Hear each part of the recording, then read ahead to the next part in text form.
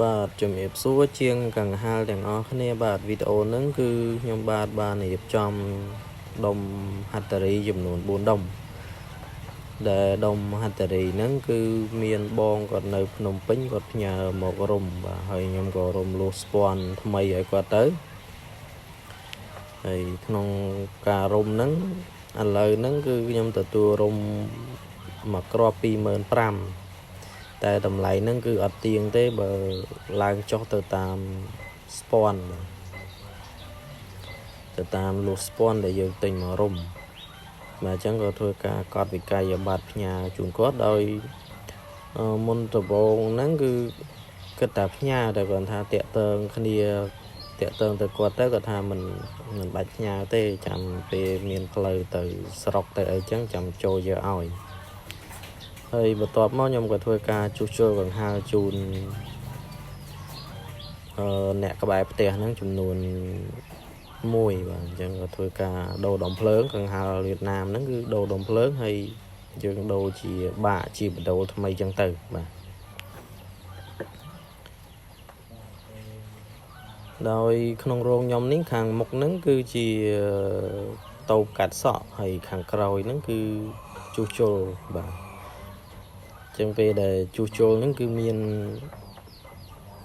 ភ្ញៀវមកកាត់សក់ហ្នឹងគឺខ្ញុំទៅកាត់សក់សិនដោយសារកាត់សក់គេនៅចាំចឹងយើងត្រូវតែកាត់សិនព្រោះគ្រឿងជួសជុលអីយើងអាចទុកចោលសិនបាន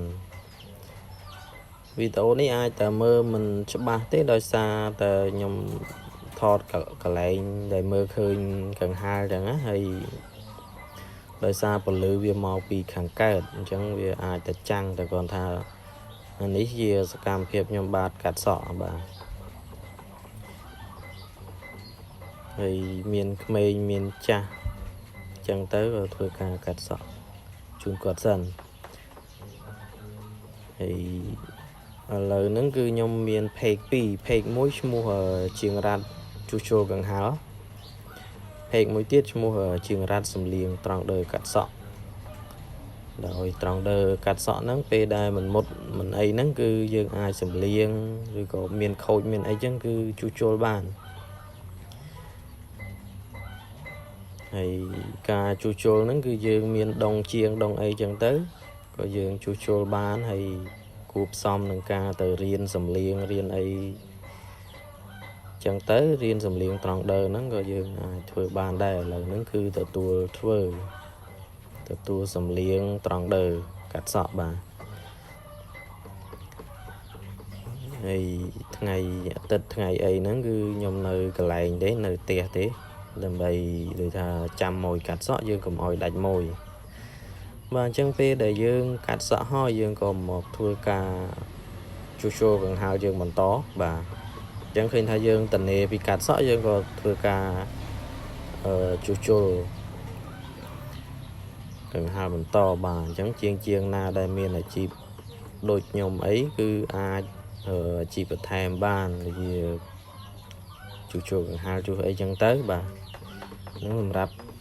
ជាងដែលគាត់មានដូចថាដងជាងដែរអញ្ចឹងណាបាទអញ្ចឹងការងារខ្ញុំគឺមានតែប៉ុណ្ណឹងទេបាទគឺ